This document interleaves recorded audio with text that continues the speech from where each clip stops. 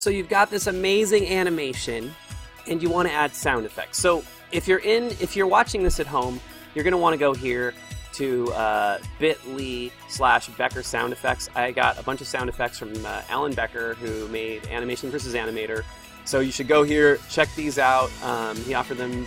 They're just sound effects he's been using. Also, we're going to learn how to do this using a program called Clipchamp. It's just a website. It's free.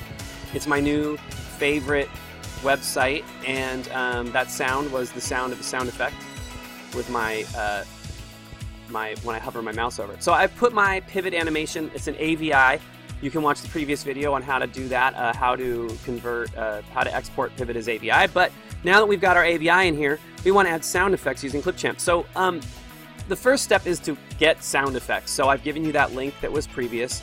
If you're in my class, we have them all stored in our special folder called Pivot STK. It's a shortcut, and in there we've got STKs, and we have a folder called Sound Effects. I have a lot of sound effects. I'm going to go in here. Here's how this works with Clipchamp. Clipchamp is pretty easy. You just drag files into this gray area in the middle, and I'm going to find an effect. My character, the first thing that happens is he sees a guy coming and his eyes get really big because he's freaking out. So I'm going to try to find a boing, like his eyes. So here's some boings here. I'm going to double click on them and get them to play. There we go. I like that boing fast. So I'm going to do that. I'm going to drag it over and drop it in. That's it. You drag it and drop it, and then you highlight and you pull it down and you stick it in the timeline. And I'm going to put it so that it's kind of lining up with that spot. And let's just see how that works. I'm going to hit the space bar to play. That's pretty good. I might actually move the sound back just a little bit to right when his eyes first kind of open. So I'm going to move back just a tiny bit.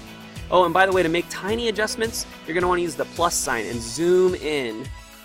That lets you make smaller adjustments and find more accurate lineups for your sound effects. So I like right there where his eyes first appear. Let's see if that was it.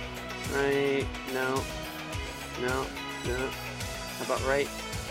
And you can also use, I don't know if there's a way to go one frame at a time in this program. So right there, see how where the line is and the sound starts? So I'm going to drag my sound so it goes right to here. And now, when I hit play, I've got the eyes opening right when he hits it. So, I mean, that's the simple lesson. And now you just need to go find more sounds. I have other tutorials on how and where to find sounds. If you want to look for how to do sound effects in Pivot, you can search my channel for that. I may or may not put links to that at the end of this video. But there you go. Enjoy. I'd love to hear what you come up with adding sound effects to your animation, because sound effects make everything a lot cooler. So get to it. Show me what you got. I'm just going to stare now while I post the links into the video.